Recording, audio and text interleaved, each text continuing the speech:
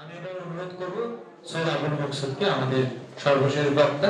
তারপরে আমরা সবার 2-3 মিনিটের একটা করে প্রতিক্রিয়া নেব।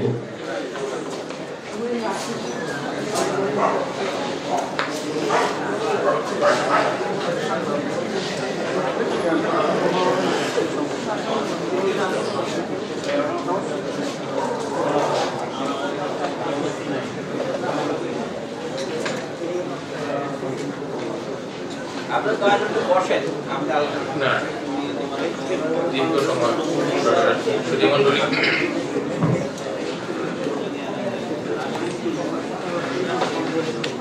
সুধীমণ্ডলী,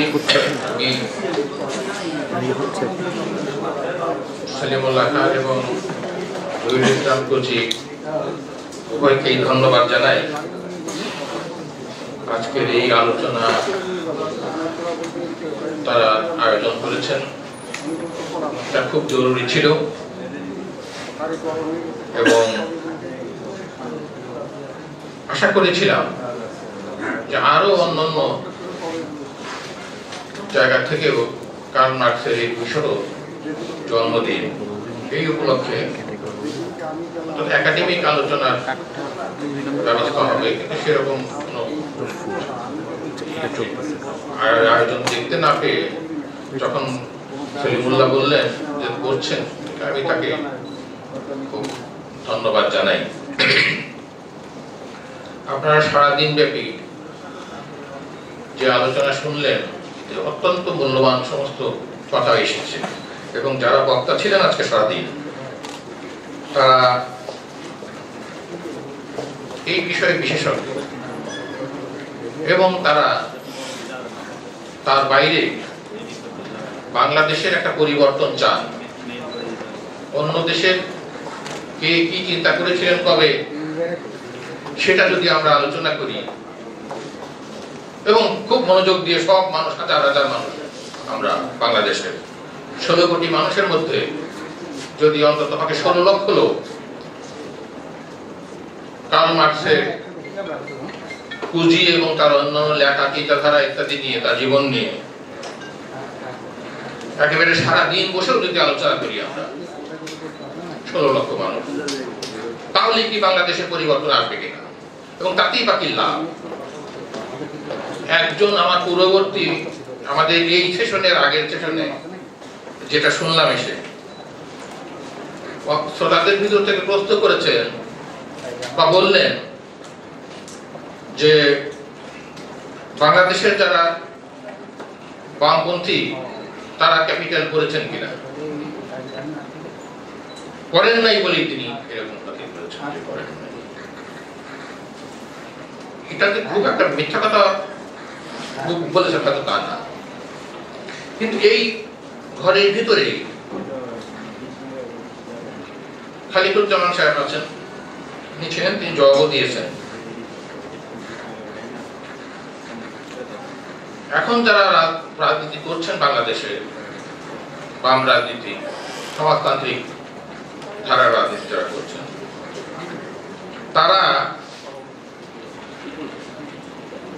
হয়তো অনেকে করেনও না, এটাও ঠিক।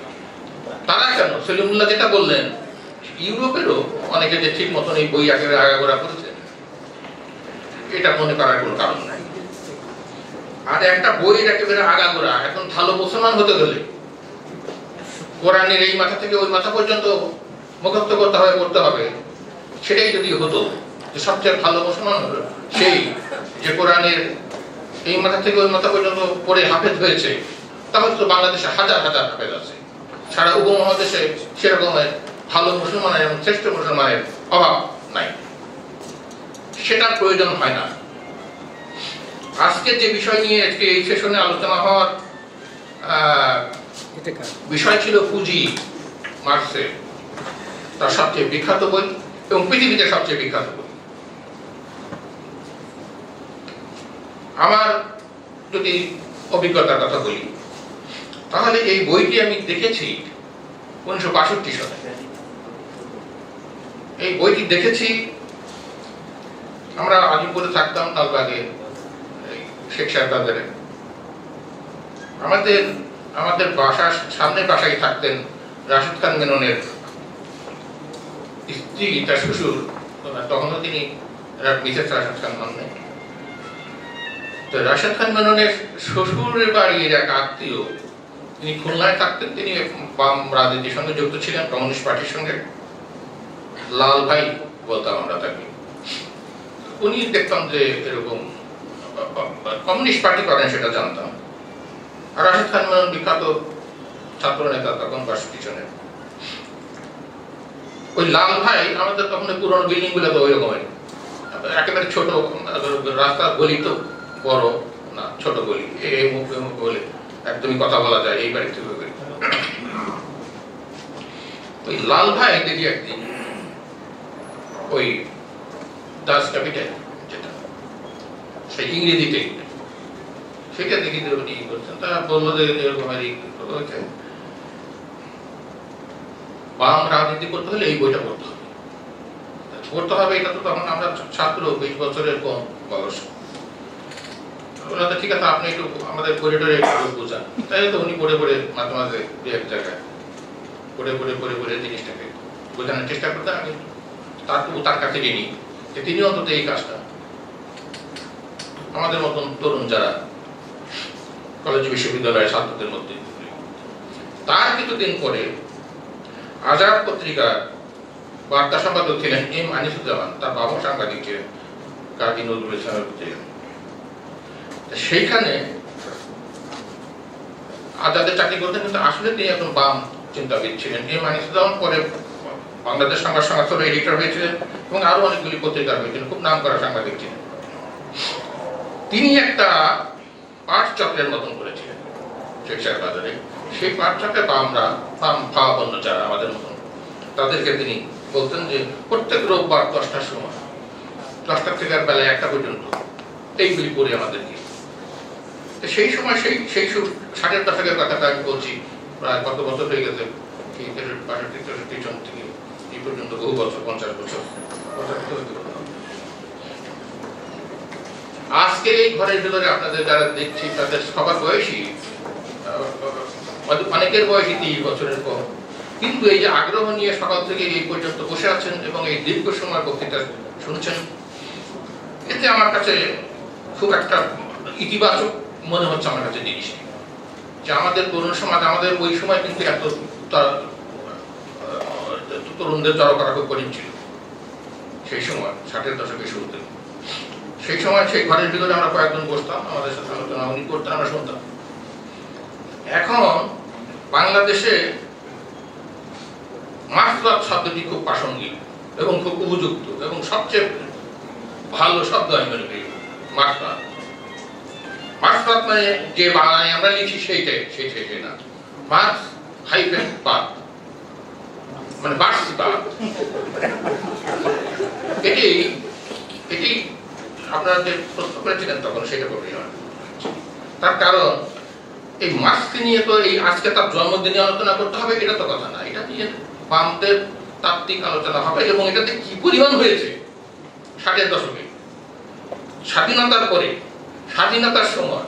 এটা আছে নাকি মাহবুব কামাল আমার খুব প্রতিভাজন, উনি বলেছেন যে এটা কিভাবে ভাঙতে আর এক একটা শব্দ নিয়ে ব্যাখ্যা বিশ্লেষণ করি কি রকমের সময় নষ্ট হয়েছে সেটা আপনাদের বোঝাতে পারবো না। এই ঘরের ভিতরে যারা বসা আছেন, যারা এই দেশের বাম রাজনীতির পিতৃপুরুষ, আমি এবং খালেক ভাই আছেন, এখানে আরো 1-2 আছেন, আর তাছাড়া কেউ নাই যারা মনি সিংকে দেখেছেন, যারা খোকা রায়কে দেখেছেন, অনিল মুখার্জিকে দেখেছেন, জ্ঞান চক্রবর্তীকে দেখেছেন। এই ধরনের দেখতে আরো একেবারে শেষ পর্যায়ে স্বাধীনতার পরে দেখি মতিন আলাউদ্দিন থেকে শুরু করে সিরাজ শিকদার, যাদের সাথে আমার সৌভাগ্য এবং দুর্ভাগ্য হয়েছে এই লোকগুলি যাদের নাম আমরা কর্তব্য থেকে দেখেন, তাদের সাথে কথাবার্তা বলার, তারা কি করছেন, তাদের সঙ্গে অল্প কিছুদিন 60-এর দশকে নার্সারিদের কাজ করারও। এই যে এখানে আমরা ইউরোপের সমস্ত বড় বড় দার্শনিকদের বইপত্র আপনারাও পড়ছেন, আমিও পড়ি, আমার ছেলে অনবরতই কিনে দেখি এই বই, এবং কখনো কখনো আমি তার সঙ্গে খুব করি, এত টাকা দিয়ে বিদেশ থেকে বই টইগুলি আনিয়ে দিই, বই পড়লেই কি সমাজের পরিবর্তন হবে? ও আমার একদিন বলে যে এরকম, আমার ভালো লাগে দেখো এইটা করলেই যে হবে তা না। বই পড়লাম খুব, তাহলে দেশটা একেবারে এগিয়ে গেল, তাও সেটাও না, তবে করতেও হবে। কার্ল মার্কসের ব্যাপারটা অন্যরকম। পৃথিবীতে কার্ল মার্কস ছাড়া আরো শত শত দার্শনিকের জন্ম হয়েছে। ইউরোপে হয়েছে, সাবকন্টিনেন্টে হয়েছে, চীনে হয়েছে, জাপানে হয়েছে, অন্য সব দেশে হয়েছে। 78 সনে 1978 শেষের দিকে জার্মানির ডুয়েসেলডর্ফে 13তম জার্মান দার্শনিকদের সম্মেলন হয়। ওই সম্মেলন হওয়ার অল্প কয়েকদিন পরে আমি জার্মানিতে যাই। গিয়ে আমি দেখলাম যে কনফারেন্সটা তো হয়ে গেছে, কনফারেন্সের পেপারসগুলি জোগাড় করি। সেগুলি পেপার আমি এক জার্মান ফ্রি ইউনিভার্সিটির এক প্রফেসরকে বললাম যে আমাকে দয়া করে ওই পেপারসগুলি যদি আমাকে দেখতে দেন, তাহলে হয়তো যারা পেপার সাবমিট করবো, অনেক রকমের অনেক আলোচনা হয়ে যাবে দিনব্যাপী। সেইখানে ওই কনফারেন্স উদ্বোধন করেছিলেন জার্মান প্রেসিডেন্ট। জার্মানের প্রধানমন্ত্রী তো চ্যান্সেলর, কিন্তু জার্মান প্রেসিডেন্ট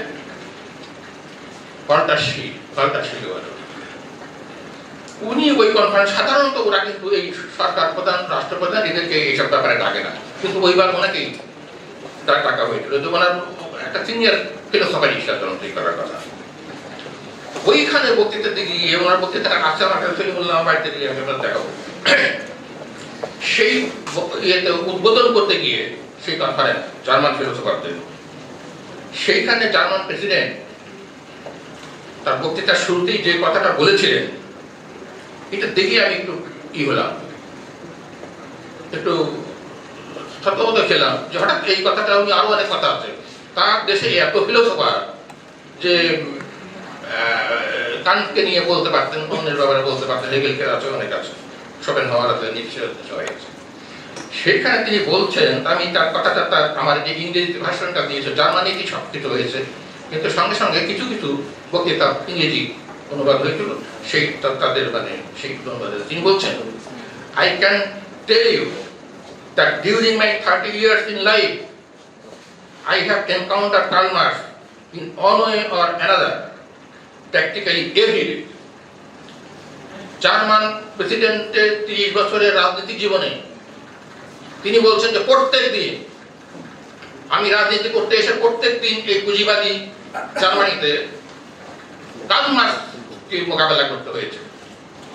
এই কথাটার তাৎপর্য কি, এই যে আজকের এই অনুষ্ঠানে সেই কথাটা আপনারা যদি অনুধাবন করেন কিছুটা তাই লক্ষ্য করবেন, তার ইয়েটা জার্মান প্রেসিডেন্ট অন্যান্য সেই কত রকমের দার্শনিককে গিজগিজ করে সমস্ত জার্মানি, সেখানে তিনি বলছেন যে আমার 30 বছর জীবনে আমি খালি এই তাকেই করেছি, মোকাবেলা করেছি। বলেছেন যে কিসের জন্য? কারণ একদিকে কার্ল মার্কস আর আরেকদিকে সমস্ত পুঁজিবাদী বিশ্ব, সেটা একটা চারটিখানি জিনিস নয়। তার অর্থ এই নয় যে কথাটা আমি আগেও বলেছি আবার বলছি যে কার্ল মার্কসকে পড়লেই হয়ে গেল কি।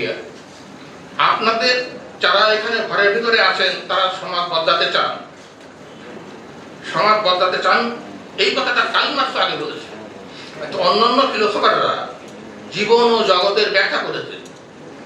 তখনও কিন্তু দুই জার্মানি আলাদা ছিল, সোভিয়েত ইউনিয়ন তখন ভাগ হয়নি। সে 78 সনের কথা বলছে, 78-79 সনের কথা। তখন আমি অনেক কষ্ট করে পূর্ব জার্মানিতে গেছিলাম। পূর্ব জার্মানিতে যে ইউনিভার্সিটিতে তিনি কি করেছেন, সেই ইউনিভার্সিটি বার্লিন ইউনিভার্সিটি। সেই বার্লিন ইউনিভার্সিটি বার্লিন বিশ্ববিদ্যালয়ের গেটের কাছে খুব বড় বড় করে লেখা আছে যে ফিলোসফাররা জীবন ও জগতের ব্যাখ্যা করেছেন, পৃথিবীর ব্যাখ্যা করেছেন, কিন্তু তার দরকার হলো বদলানো। আমাদের দেশে যে কথাটা তরুণরা অনেকে বলছেন যে এই খালেদ ভাইরা বা কমিউনিস্ট পার্টি আকাশ সাহেবরা এরা কতটুকু পরিচর্যা করছেন ক্যাপিটালের বাইরে, আসলে কিন্তু একটা সময় জানা দরকার যে আমাদের যারা কমিউনিস্ট পার্টির যারা নেতা ছিলেন 50-এর দশকে, তারা কিন্তু বা তারও আগে তারা কিন্তু পাঠ করেছেন, এটা করেছেন, একেবারে করেন নাই তা না। সেই নেতাদের আমরা কাছে থেকে দেখেছি, তাদের কথা শুনেছি, আমি মনীষ সিংয়ের সময় থেকে যদি ধরি, মনীষ সিংয়ের সময় থেকে পরবর্তী সময় পর্যন্ত মৌলানা ভাসানী, তার ইন্টারভিউ নিতে গেছি আমি, মৌলানা ভাসানী বললেন যে দেখো মিডল ক্লাসের কোনো ক্লাসই না, কারণ এ বড় স্বার্থপর। আখলাকুর রহমানের কাছে আমি কার্ল মার্কসের এই বইটা এইগুলো পড়তাম, আমার শিক্ষিত রাত সারা রাত আমার আখলাক আমাকে পড়াইতো। তারপরে আমি 50 শুনে কথা বলতে 50-51 শুনে, তা 51-52 শুনে তখন আখলাক আমার পড়ায়, এর মধ্যে দেখি যে আর মাস 2-3 এর মধ্যে তার দেখা নেই। এখন জিজ্ঞাসা করলাম একজনকে যে আখলাক গেছে কই, তখন বললো ব্যাংককে গেছে চাকরি। বলে সেদিকে আমার গরিব মানুষের এই সমস্ত সব ভারতের কথা করে চাই, এদের কথা এগুলো শিখে 8 লাখ ব্যাংকে চলে গেল, মধ্যবিত্তের এই অভ্যাস। সেটাও যাবে, সেটাও যাবে, তারাই পরিবর্তন করবে। ডক্টর আখলাকুর রহমান অত্যন্ত পণ্ডিত লোক ছিলেন, আমাকে খুব স্নেহ করতেন, আমরা একসঙ্গে আড্ডা দিয়েছি শেষের দিকে খুবই। অত্যন্ত ভালো অর্থনীতিবিদ ছিলেন বাংলাদেশে, অল্প তুলনামূলকভাবে মারা গেছেন। আমি যে কথাটা বলছিলাম, জার্মান প্রেসিডেন্ট যেটা বলছিলেন যে তাদের প্রত্যেক দিন যে আমি তাকে এনকাউন্টার করি, কি কারণে করি, তিনি আবার বলছেন তার সেই বক্তৃতা, এক্সট্রিমলি ওয়াইজ ম্যান, অত্যন্ত বেকায়দা রকমের জ্ঞানী লোক এই লোক। Maintain that he turn philosophy over from its head onto its feet. মাথার থেকে দর্শন ছাত্ররাকে পায়ে নিয়ে আসছে। মার্কসের আগে ফিলোসফি ছিল মাথা নিয়ে আসছে তোমার, কিন্তু এটাকে মাটিতে নিয়ে আসছেন উনি। তো সুতরাং সেই কারণের জন্য হাজার হাজার মানুষ, লক্ষ লক্ষ মানুষ এইগুলি দিয়ে করে। আচ্ছা, হ্যাঁ, পানির বোতলটা ওইটা ওইটা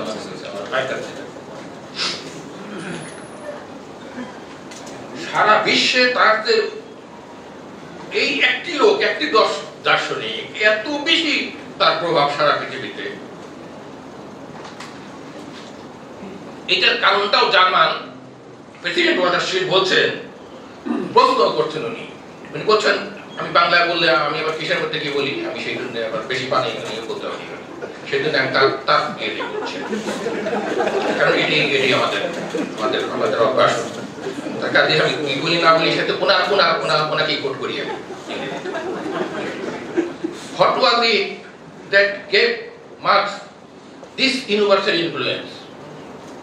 My answer is that his mind focused on the most burning problem of his time. কারণটা হলো যে তার সময়ের most burning problem, the social problem. Social প্রবলেমটা নিয়ে জার্মান প্রেসিডেন্ট বলছেন এটা, and that is today still the most burning problem for hundreds of millions of people, but because he rouses hopes of a solution, and sometimes it is unfortunately the only hope. তার সময়ে সবচেয়ে জরুরি জ্বলন্ত problem নিয়ে তিনি আলোচনা করেছেন, সেজন্যই তিনি স্মরণীয়। কিন্তু তার চেয়েও বড় কথা, যেটা এটা সলিমুল্লাহ বলেছেন, এটা নুরুল কবির বলেছেন, এম আকাশ বলেছেন তাদের বক্তৃতায়, যে শুধুমাত্র যে তার সময়ে সবচেয়ে জ্বলন্ত প্রবলেমগুলি নিয়ে তিনি আলোচনা করছেন, সেই জন্যই যে তিনি স্মরণীয় তাই নয়, তিনি আশা তৈরি করে দিয়ে গেছেন মানুষের মনের মধ্যে। তার ভিতরে যে মানুষের যে আকাঙ্ক্ষা, মানুষের হোপ, বলছে যে অনলি হোপ, কারণ উনি ছাড়া আর কোন দার্শনিকের কাছে গিয়ে নির্যাতিত, নিপীড়িত, শোষিত, বঞ্চিত মানুষ আর এতটা আশ্রয় পায় নাই পৃথিবীতে। সেই কারণের জন্য তিনি স্মরণীয়, এবং ভবিষ্যতেও যতদিন পর্যন্ত পৃথিবীতে শোষণ, বঞ্চনা ইত্যাদি থাকবে, একই রকম ভাবে পৃথিবী থাকবে না সবসময়, ততদিন পর্যন্ত তিনি স্মরণীয় হবেন এবং তাকে মানুষ সামনে স্মরণ করবে। সেই থেকেই আজকে এই যে আলোচনা সভায় আপনারা এসছেন, সারাটা দিন আছেন এই দেশে। আমি তো প্রত্যেক দিন মিটিং টিটিংয়ে যাই, 8 জন 10 জন 12 জন শ্রোতা, সেখানেও আমি দেখি যে তাও বেশিক্ষণ বসে থাকে না, কয়েকজন আসে, বক্তৃতা শুরু হওয়ার সময় 7-8 জন থাকে, আর 5-6 জন আসে, যায় এইভাবে করতে পারে। কিন্তু আপনারা সকাল থেকে বসে আছেন, এতে বোঝা যায় যে আপনারা সমাজের পরিবর্তন চাইছেন এবং এই সমাজটা গ্রহণযোগ্য নয়। এই সমাজে শোষণ আছে, এই সমাজে বঞ্চনা আছে, এবং এই সমাজে অনেক ধরনের অপরাধ করা হচ্ছে, যে সমস্ত অপরাধ মানুষের সমাজে করাটা জঘন্যতম মানবতার বিরুদ্ধে অপরাধ, সেগুলি পর্যন্ত এই সমাজে হচ্ছে এখন। এই অবস্থা থেকে বেরিয়ে আসা গেলে বাম রাজনীতির খুব প্রয়োজন, এবং বাম রাজনীতি করতে গেলে মার্ক্সের খুব প্রয়োজন হবে। সেই কারণের জন্য আজকে এখানে যে তার যে 200তম কোথাকার বলুন, তার আমার আত্মীয় স্বজন না বা কোনো কিছু না, যে মুন্নাজ আমার দাদা না কার্ল মার্কস। সেই কারণে একটা বিষয় হলো যে আপনাদের, আমি একটা শুধু তরুণ যারা, আমি এই বয়স আমারও ছিল একদিন, যেটা আমি বলেছি যে 62-63 সালে ওই শুনতাম, কিছু বুঝি বা না বুঝি, আর আমার বেশি বোঝার তো দরকার নাই, আমি শুধু এইটুকুই বুঝি যে আমার সমাজটা অত্যন্ত খারাপভাবে পচে গেছে, এটাকে আমাকে বদলাতে হবে, তাহলে আর বেশি কিছু বলার দরকার নেই। আমার এত কঠিন বই ওটা, যে ওটা বেশি পড়ারও দরকার নেই, আমাকে মাথা নষ্ট করবো কিছু, এটা দরকার কি আমার? লোকটা একটা করেই যদি বলে দিয়ে থাকে বদলাতে হবে তোমার, তাই তো হইল, আপনারা সেটাই করতে চাইছেন। সেই কারণে আমি বলি যে আপনাদের একটা কাজ করতে হবে। আমি যেহেতু কাজের মধ্যেও ছিলাম, এই যে ওনাকে আজকে বামদেরকে এখানে চার্জ করা হয়েছে, বামদেরকে আপনারা অনেকে দোষারোপ করতেন, অসঙ্গত ভাবে করেন নাই, কিছুই তো করতে পারছে না, ক্ষমতায় যেতে পারে না, পার্লামেন্টে যেতে পারে না, লোকে ভোট দেয় না, বিদ্যুৎ নিয়ে তারাই আন্দোলন করছে, বেতন ভাড়া নিয়ে তারাই আন্দোলন করছেন, সুন্দরবন নিয়ে তারাই আন্দোলন করছেন, পুলিশের বাড়ি খাচ্ছেন, কয়লা খনি ইয়ে নিয়ে আমার চোখের সামনে 3 জন লোক মারা গেছে, আমি দাঁড়িয়েছিলাম। গার্মেন্ট শ্রমিকদের দাবি দাবা নিয়ে তারা কাজ করছেন, তারা তাকে কিছুই করছেন না তা না, এবং ওইগুলি করাই হলো ক্যাপিটাল করা। কথাটা অন্যভাবে দেখবেন আপনারা।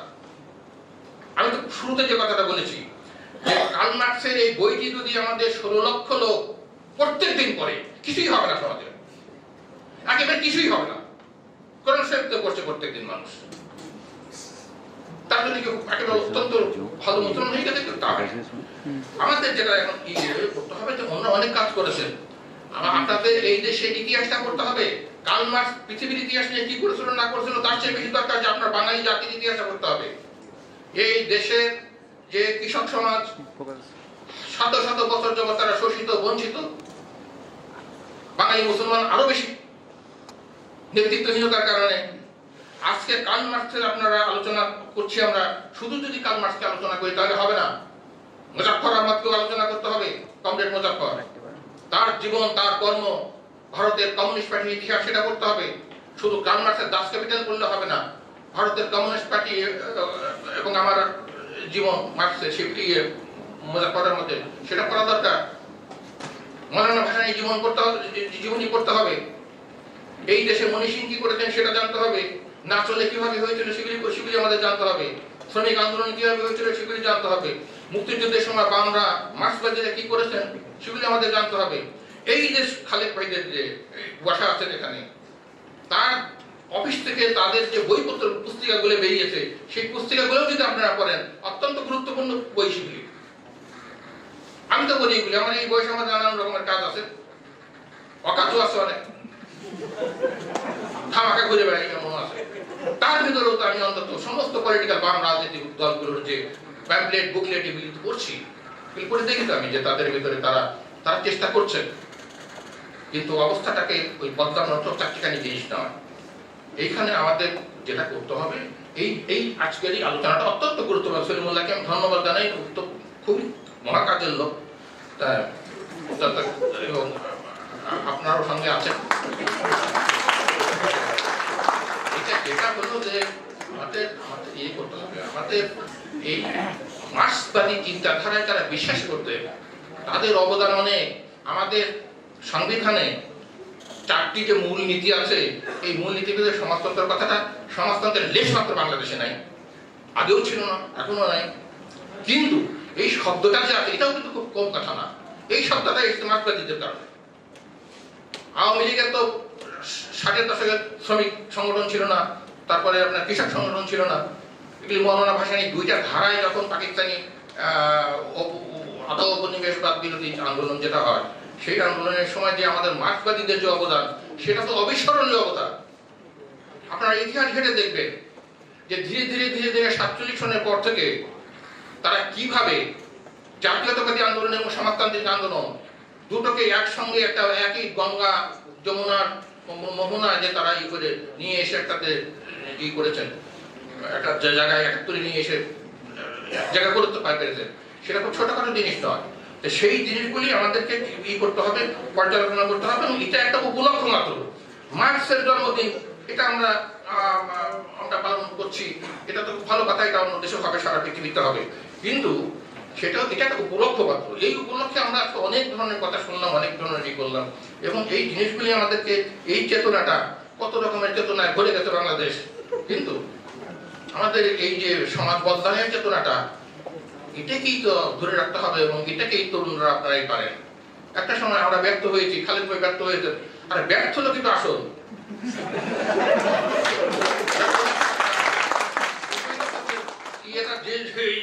মোতাহার হোসেন চৌধুরীর একটা চট্টগ্রামের অত্যন্ত চমৎকার লেখক মোতাহার হোসেন চৌধুরী বলেছেন যে বনের বেশি ফুট যদি বেশি ঝরে পড়ে, তাহলে বুঝতে হবে অনেক বেশি বসন্ত এসেছিল। আমাদের মতন এই যে হাজার হাজার ব্যর্থ মানুষ, এই যে 70 বছরের উপরে তাদের বয়স, খালি বই বসে একটা দুঃখ তাদেরও আছে। বকাঝকা যতই করেন না কেন, কিছু কার্য বলেই হয় না, কথা না। হিসাব করে দেখবেন যে মার্ক্সবাদীর এই দেশের প্রগতিশীল যেটুকু কাজ হয়েছে, তার 75% তার জন্য কৃতিত্ব দিতে হয় মার্ক্সবাদীদের। এটা আমাদেরকে সেইভাবেই করতে হবে, ঠান্ডা মাথায় করতে হবে। আমাদের সামাজিক অবস্থা, যেটা মার্ক্সের ব্যাপারে যেটা প্রযোজ্য, যে তিনটা সামাজিক অবস্থাটাকে ব্যাখ্যা করেছেন, তার সেই সমস্যাগুলো দূর করার চেষ্টা করেছে। আমাদের সেটাই করতে হবে, এবং সেটা করতে গেলে আমাদেরকে ঠান্ডা মাথায় সংযতভাবে নিজের দেশে ইতিহাস করতে হবে, বাঙালি জাতির ইতিহাস করতে হবে। এখানে কারা কারা আমাদের শোষণ বঞ্চনা করেছে হাজার হাজার বছর, শত শত বছর, এবং এখনো করছে। এখন তো কত রকমের চাপের মধ্যে আছে আমরা, সেটা তো আপনারা বুঝতে পারেন। এই রোহিঙ্গারা এসেছে, এটা এর পিছনের কারণ নেই, আপনার নিশ্চয়ই বিশ্ববিদ্যালয়ের ছাত্ররা জানেন কারণ আছে। কাজেই আমাদের এই প্রাসঙ্গিকতা আছে, এবং তার জন্মদিন শুধু আজকে পালিত হলো, আগামীকালই তো হবে, আগামীকাল তার জন্মদিন, সেটাই বড় কথা না, আরো হবে। এবং আমরা এখান থেকে আমরা যদি তার দিক নির্দেশনা পাই, তাহলে পরে সেটাই হবে আমাদের সবচেয়ে বড় প্রাপ্য। ধন্যবাদ সৈয়দ আবুল মনসুর।